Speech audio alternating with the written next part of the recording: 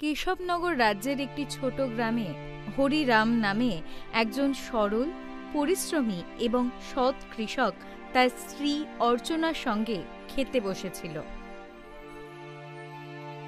দেখো, এই বছর আমাদের ফসল খুব ভালো হবে। কারণ আমার পরিশ্রমের সঙ্গে এই ক্ষেতের মাটিতে তোমার পরিশ্রমের ঘামও মিশে আছে গো।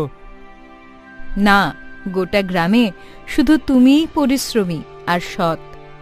তোমার জমি কম হলেও তোমার হৃদয় অনেক বড়।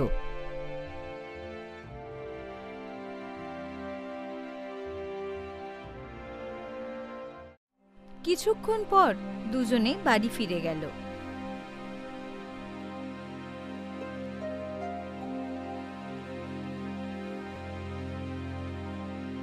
আমি তোমাকে একটা কথা বলতে ভুলে গেছি, বাড়িতে কাঠ শেষ হয়ে গেছে। চিন্তা করো না, কাল সকালে আমি জঙ্গলে গিয়ে কাঠ কাটব।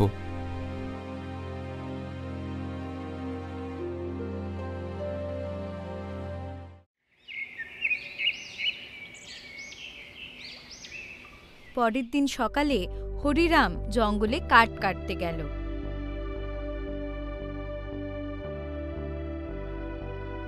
তিনি একটি গাছে কুড়ুল চালাতে যাচ্ছিলেন, তখনই দেখলেন ঝোপের মধ্যে একটি আহত বানর কাতরাচ্ছে।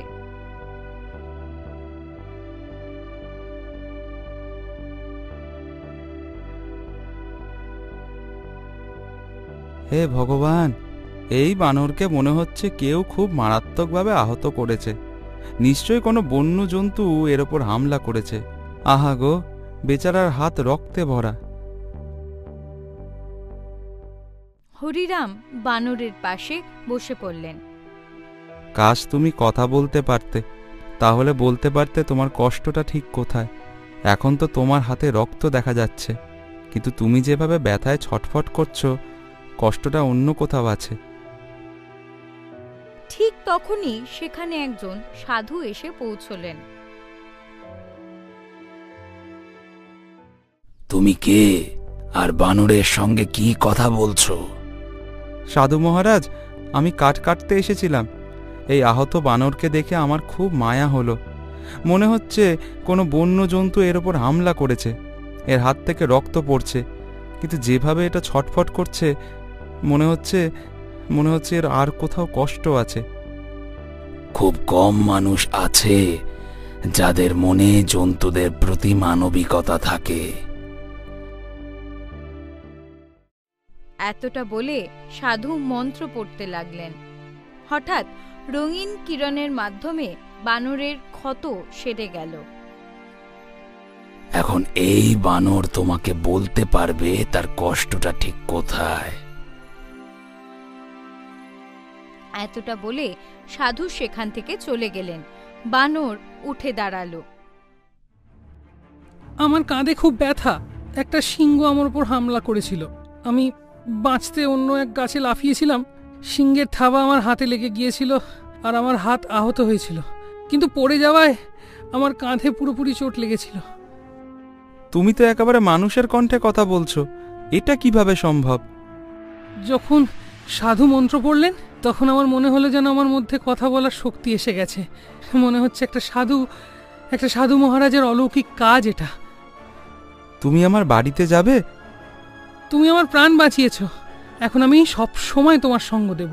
আর যেহেতু আমি মানুষের মতন কথা বলতে শুরু করেছি, তাই আমি অন্য বানরদের থেকে আলাদা হয়ে গেছি। তুমি আমার একটা আলাদা নাম রাখতে পারো। চলো, ঠিক আছে, আমি আজ থেকে তোমাকে গোলু বলে ডাকবো।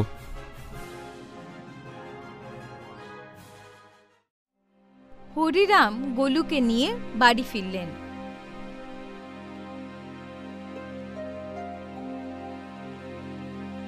আরে, তুমি জঙ্গল থেকে বানর কেন ধরে এনেছো?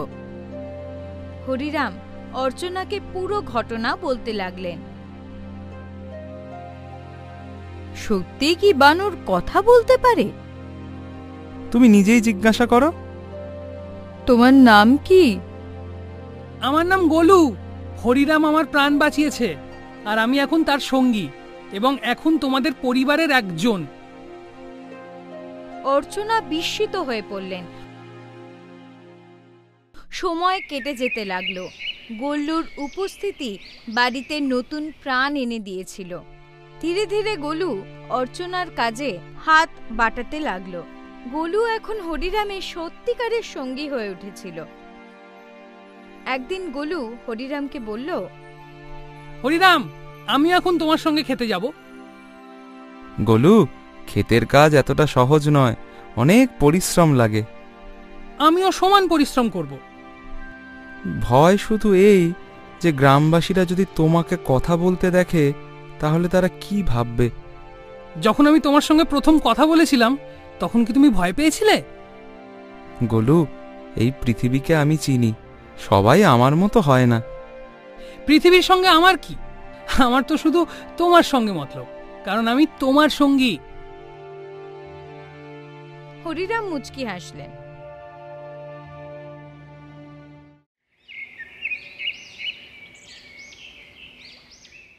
পরের দিন গোলুকে সঙ্গে নিয়ে খেতে গেলেন। কয়েকদিনের মধ্যেই গোলু কৃষিকাজে সবকিছু শিখে নিল। এখন সে হরিরামের সত্যিকারের সহায়ক হয়ে উঠেছিল।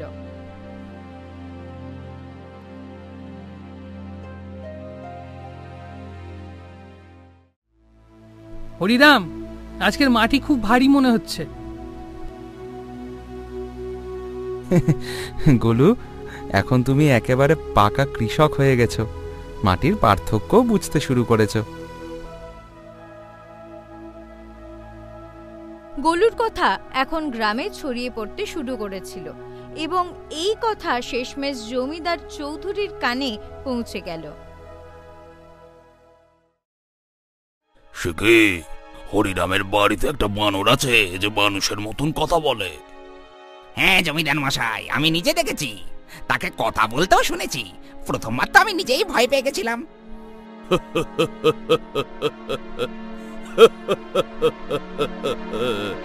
তাহলে তো তাকেই বানর নিয়ে তামাশা করা উচিত, তার আয় তো ভালোই হবে। এইটা একেবারে আপনি ঠিক বলেছেন জমিদার মশাই। জমিদারের হাসি কিছুক্ষণ চলল, তারপর তিনি গম্ভীর হয়ে গেলেন। এই হরিরামের জমির ওপর আমার অনেক দিন ধরেই নজর আছে।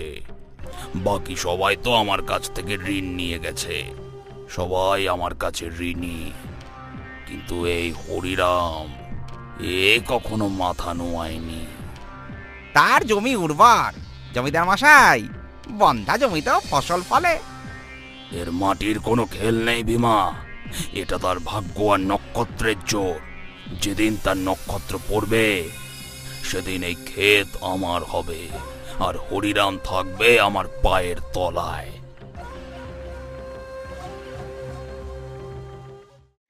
সময় এইভাবেই কেটে যেতে লাগলো। একদিন হরিরাম এবং গোলু যখন ক্ষেত থেকে বাড়ি ফিরল, তখন উঠোনে বসে থাকা অর্চনাকে দেখে দুজনের মুখে চিন্তার রেখা ফুটে উঠল। অর্চনা, অর্চনা, কি হয়েছে? এ কেমন কাশি? কয়েকদিন ধরে কাশি হচ্ছে, এখন তো দিন দিন আরো বাড়ছে। হরিরাম, এটাকে অবহেলা করো না, কোনো ভালো বৈদ্যকে তৎক্ষণাৎ ডাকা উচিত।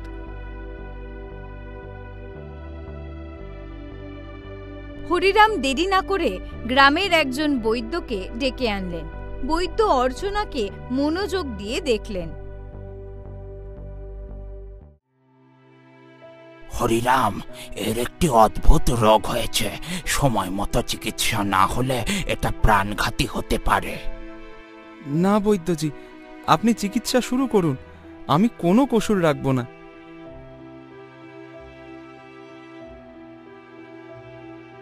সেই দিন থেকে হরিরামের সমস্ত অর্থ তার স্ত্রীর চিকিৎসায় ব্যয় হতে লাগলো। সপ্তাহের পর সপ্তাহ কেটে গেল এবং একদিন এমন এলো যখন তার সমস্ত জমানো পুঁজি শেষ হয়ে গেল। সেদিন হরিরাম বাড়িতে একা বসেছিলেন।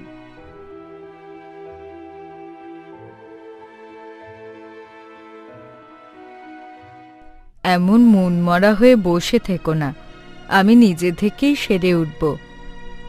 অর্চনা, অর্চনা, এমন বলো না অর্চনা, আমি তোমাকে এই অবস্থায় দেখতে পারি না। তাহলে এখন কি করবে? যা কিছু ছিল সব তো আমার চিকিৎসায় লাগিয়ে দিয়েছ। এখন তো বীজ কেনার টাকাটাও নেই।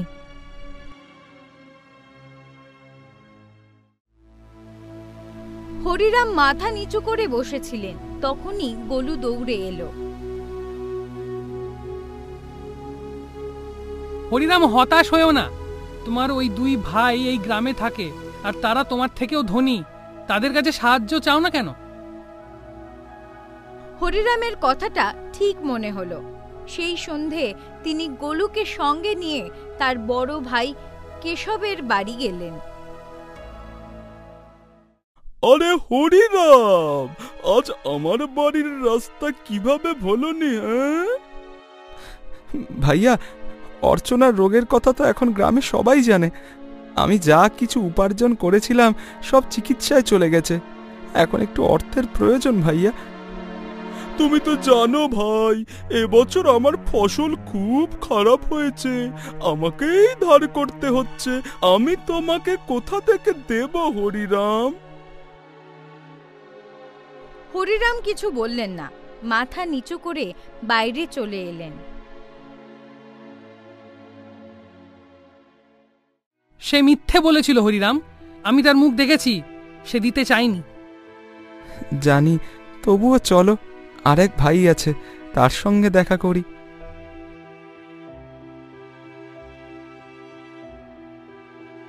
এবার দুজনে বীরজুর বাড়ি পৌঁছলেন। বীরজু দরজা খুলে হরিরামকে দেখে চমকে উঠল। হরিরাম, আজ ভাইয়ের কথা তোমার কিভাবে মনে পড়ল? ভাইয়া, আমার স্ত্রী অর্চনা খুব অসুস্থ, চিকিৎসার জন্য একটু অর্থ প্রয়োজন। আরে ভাগাভাগিতে তোকে যাই হোক বেশি জমি দেওয়া হয়েছিল, সেটা বিক্রি করে দে। আমার কাছে কি টাকার গাছ আছে নাকি হরিরাম? মিথ্যা বলো না ভাইয়া, সত্যি তো এই যে তুমি আর কেশব ভাইয়া আমার ভাগের জমিও দখল করে নিয়েছিলে। আমার 6 বিঘা জমি পাওয়ার কথা ছিল, মাত্র 2 বিঘা পেয়েছি। এখান থেকে বের হয়ে যা হরিরাম, যদি ধান নিতে হয় তাহলে জমিদারের কাছে যা। হরিরাম এবং গোলু চুপচাপ সেখান থেকে বেরিয়ে এলো। বাইরে আসতেই গোলুর চোখে ভিজে ভাব ছিল। এ কেমন ভাই তোমার? একজনও সাহায্য করতে রাজি নয়। মতলবী মানুষের কাছে আপন আর পর বলে কিছু থাকে না গোলু। তাহলে এখন কি করবে? জমিদারের কাছে যাবে? মজবুরি গোলু, মজবুরি। আমি যেতে চাইনি, তাই তোমার কথায় ভাইদের কাছে গিয়েছিলাম। এখন তুমিই বলো তো আমায়, আমার কাছে আর কি পথ খোলা আছে?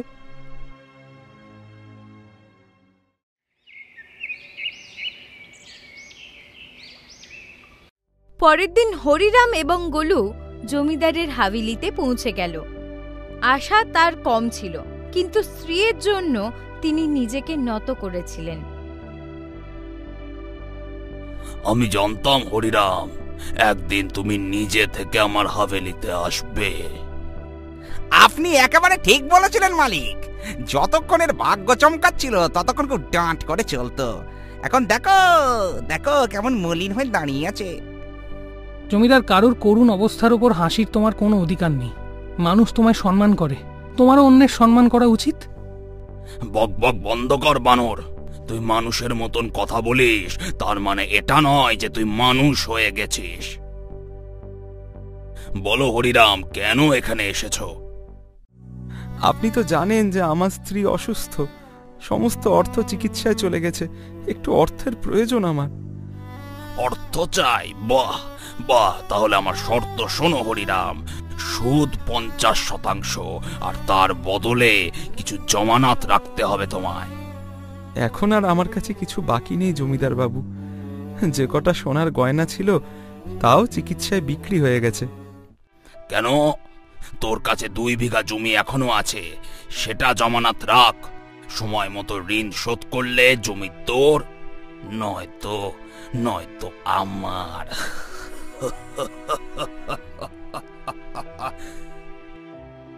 হরিরাম চিন্তায় পড়ে গেলেন। তাকে তার স্ত্রীর জীবন বাঁচাতেই হবে, কিন্তু মূল্য খুব বড় ছিল। এটা একেবারে অন্যায়। তুমি কারোর মজবুরির সুযোগ নিচ্ছ। এভাবে হরিরাম কখনো ঋণ শোধ করতে পারবে না। হরিরাম, তোর এই পোষা বানরকে নিয়ে এখান থেকে চলে যা, নয়তো আমার মন বদলে যাবে। হরিরাম, আমার সঙ্গে চলো, এই ঋণ নিও না। গোলু, আমার আর কোনো উপায় নেই গোলু। শুধু তুমি চলো, আমি তোমার সাহায্য করব। হরিরাম গোলুর সঙ্গে চলে গেলেন। হাভেলির ভিতর জমিদার এবং ভীমা রাগে ফুঁসছিল। মালিক, হরিরাম তো হাত থেকে বেরিয়ে গেল। চিন্তা করিস না ভীমা, মজবুরি ওই হরিরামকে আবার ফিরিয়ে আনবে আমার কাছে। হরিরাম গোলুর সঙ্গে বাড়ি ফিরলেন এবং গোলু তৎক্ষণাৎ সেখান থেকে চলে গেল। সন্ধে পর্যন্ত গোলু ফিরল না।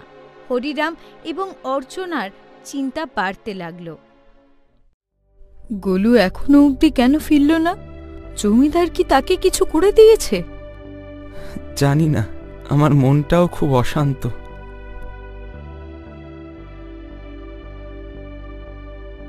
রাত কেটে গেল। সকালে সূর্যের কিরণের সঙ্গে গোলু সেখানে পৌঁছল, হাতে একটি চকচকে ভেষজ জিনিস। গোলু, তুমি কোথায় ছিলে? আমরা ভেবেছিলাম তোমার কিছু হয়ে গেছে। আমি জঙ্গলে গিয়েছিলাম সেই সাধু মহারাজকে খুঁজতে, যিনি আমাকে কথা বলার শক্তি দিয়েছিলেন। তাকে সব কথা বলেছি, আর তিনি দয়া করে এই ভেষজটা দিয়েছেন। তিনি বলেছেন এটা দিয়ে বড় থেকে বড় রোগ সারাতে পারবে।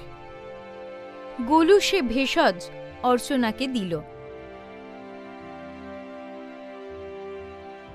কিছুক্ষণ পর অর্চনার চোখে চমক ফিরে এলো। আমি এক্কেবারে সুস্থ বোধ করছি, যেন আমি কখনো অসুস্থই ছিলাম না। অর্চনা, তোমার কাশিও সেরে গেছে। গোলু, তুমি তো আমাদের জন্য দেবতা হয়ে গেলে। যদি তুমি না থাকতে, তাহলে আমি জমিদারের কাছ থেকে ঋণ নিয়ে আমার ক্ষেতটাও হারাতাম।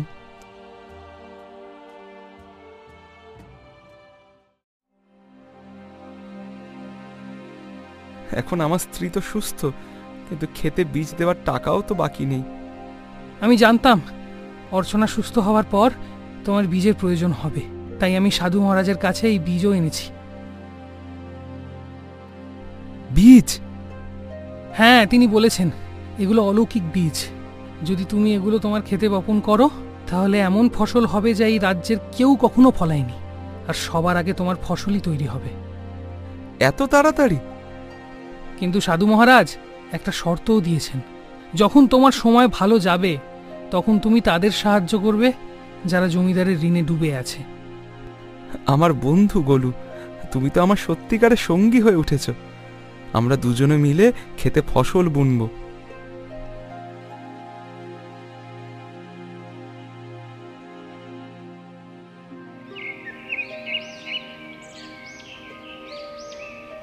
পরের দিনই হরিরাম, গোলু এবং অর্চনা মিলে ক্ষেত জোতলেন, বীজ বুনলেন এবং আকাশের দিকে তাকিয়ে পরিশ্রমের প্রতিশ্রুতি দিলেন। কয়েকদিনের মধ্যেই হরিরামের ক্ষেতে এমন ফসল উঠল যা আগে কখনো দেখেনি। গ্রামবাসীরা হতবাক হয়ে গেল। আরে দেখ রে, হরিরামের ক্ষেতে তো যেন সোনা লওড়াচ্ছে। আমাদের তো ফসল এখনো মাটিতে জমেনি, আর ওর ফসল তো তৈরিও হয়ে গেছে। আর অর্চনা ভাবি মাসের পর মাস অসুস্থ ছিল, এখন প্রতিদিন খেতে কাজ করছে। এটা তো কোনো অলৌকিক ঘটনা মনে হচ্ছে।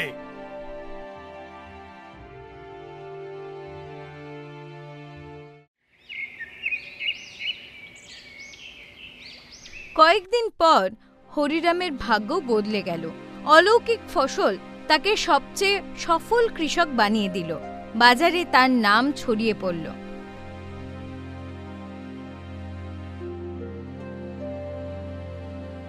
হরিরাম, এখন তুমি ধনী হয়ে গেছো।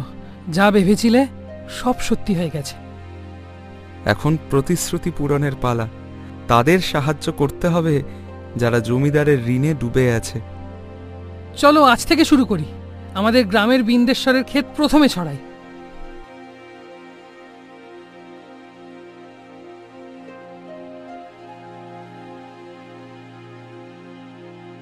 হরিরাম এবং গোলু তাদের মুনাফা সংগ্রহ করলেন এবং একে একে গ্রামবাসীদের ঋণ শোধ করতে লাগলেন। বিন্দেশ্বর, ভোলু, রজ্জ সবাই তাদের জমি ফিরে পেল। হরিরাম ভাইয়া, আজ আপনি আমাদের নতুন জীবন দিয়েছেন। গ্রামে আনন্দ ফিরে এলো, কিন্তু জমিদারের মুখে নীরবতা ছড়িয়ে পড়ল। এসব দেখে জমিদার রাগে তার সঙ্গী ভীমাকে বললেন, ভীমা, তুই দেখছিস কি হচ্ছে? হ্যাঁ মালিক, হরিরাম তো সবার ঋণ শোধ করা শুরু করে দিয়েছে। যদি এভাবে চলতে থাকে তাহলে একদিন আমার জমিদারি শেষ হয়ে যাবে আর আমার প্রভাবও শেষ হয়ে যাবে। ভীমা, আপনি আমাকে আদেশ দিন মালিক, আমাকে কি করতে হবে? এখন অনেক হয়েছে। যদি এই হরিরাম এভাবে সবার জমি ছাড়াতে থাকে তাহলে আমার কাছে কি থাকবে? আমার প্রভাব, আমার হাভেলি কোনটা থাকবে আমার কাছে? আদেশ দিন মালিক, কালকেই ওর কাজ আমি শেষ করে দেব। সবাই খেতে কাজ করে, সেখানেই ওকে আমি শেষ করে দেব। রক্ত মাটিতে পড়ুক, যাতে সবার মনে ভয় ঢুকে যায়। ভীমা, হরিরামকে মিটিয়ে দে, মিটিয়ে দে ওই হরিরামকে।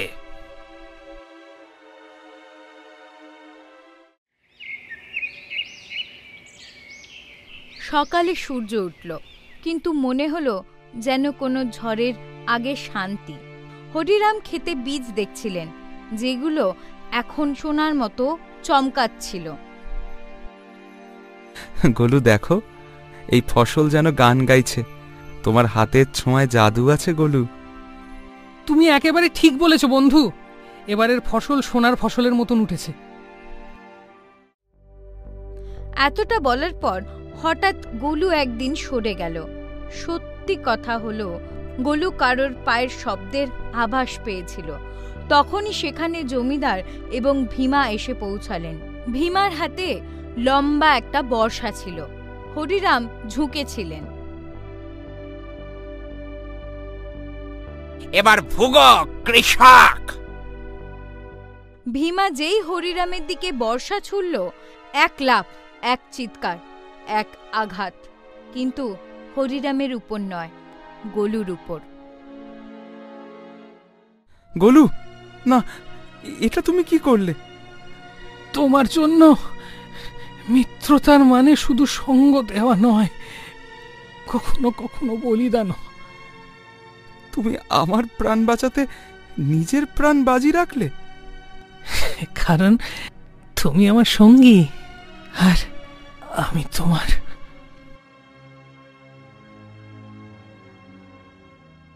জমিদার এবং ভীমা অবিশ্বাস ভরা চোখে আহত গোলুকে দেখতে লাগলো। ভীমা জমিদারের দিকে তাকিয়ে বলল, আরে এটা কি হলো জমিদার বাবু? এই মূর্খ বানর তো হরিরামের উপর পড়ার আঘাত নিজের উপর নিয়ে নিল। তুমি ঠিক বলেছ ভীমা, কিন্তু আমি তবুও হরিরামকে জীবিত ছাড়ব না। এতটা বলে জমিদার গোলুর দিকে তাকিয়ে ক্রুদ্ধ অবস্থায় বলল, তুই মূর্খের মূর্খ বানরই রইলি। তুই তো মানুষের মতন কথা বলতে পারিস আর মানুষের মতোই থাকতে শুরু করেছিলি, কিন্তু তুই মানুষের চতুরতা শিখতে পারিসনি। তোর কি দরকার ছিল জানিস? আঘাত, নিজের ওপর আঘাত নেওয়া। কি প্রয়োজন ছিল তোর এই বলিদান দেওয়ার? মূর্খ বানর, তুই আমার সমস্ত পরিকল্পনার উপর জল ঢেলে দিলি, কিন্তু তুই কি মনে করেছিস আমি হরিরামকে জীবিত ছাড়ব? না, আমি হরিরামকে জীবিত ছাড়ব না, কারণ তার জন্য এই গ্রামে আমার প্রভাব শেষ হয়ে গেছে। তোর এই বলিদান বৃথা যাবে মূর্খ বানর। গোলুর ঠোঁটে তখন একটা হালকা হাসি ছিল। গোলু তার মিত্র হরিরামকে হাসি মুখে দেখতে দেখতে প্রাণ ত্যাগ করল। তখন সেই সাধু প্রকট হল, যিনি গোলুকে কথা বলার শক্তি দিয়েছিলেন এবং যিনি হরিরামের স্ত্রীর রোগ থেকে বাঁচাতে ভেষজ এবং জাদুকরী বীজ দিয়েছিলেন। সাধু ক্রুদ্ধ অবস্থায় জমিদার এবং ভীমার দিকে তাকিয়ে বললেন, যে নির্দোষের প্রাণ নিয়েছে তার পাপ এখন তার থেকে প্রতিশোধ নেবে। জমিদার আর ভীমা, তোমরা দুজনে মহা পাপ করেছ। তোমাদের এই সমাজে খোলাখুলি থাকার কোনো অধিকার নেই। তোমরা দুজন এই সমাজের জন্য এক একটা বিপদ। এতটা বলে সাধুর ক্রুদ্ধ চোখ থেকে রঙিন কিরণ বেরিয়ে ভীমা এবং জমিদারের শরীরে পড়তে লাগলো এবং পরক্ষণেই তাদের শরীরে আগুন ধরে গেল। কিছুক্ষণের মধ্যে তারা দুজন পুড়ে ছাই হয়ে গেল। গ্রামবাসীরা জড়ো হয়ে গেল। সাধু হরিরামের দিকে তাকিয়ে বললেন, হরিরাম, তোমার এবং গোলুর সঙ্গ এখান পর্যন্তই লেখা ছিল। কিন্তু সাধু মহারাজ, জমিদারের সঙ্গী ভীমা আমার ওপর হামলা করেছিল, কিন্তু গোলু সেই আঘাত নিজের শরীরে নিয়ে নিল। কারণ সে তোমার সত্যিকারের সঙ্গী ছিল হরিরাম।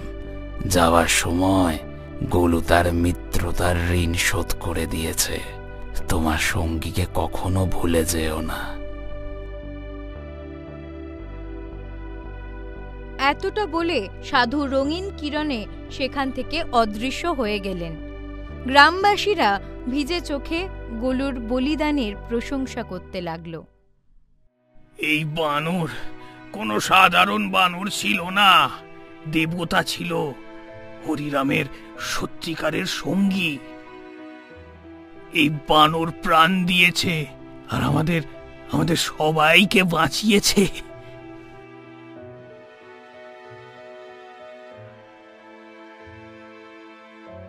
কয়েকদিন পর হরিরাম ভিজে চোখে গোলু স্মৃতিতে সেই ক্ষেতে একটি গাছ লাগালেন, যা পরে হয়ে উঠল সাথী বৃক্ষ।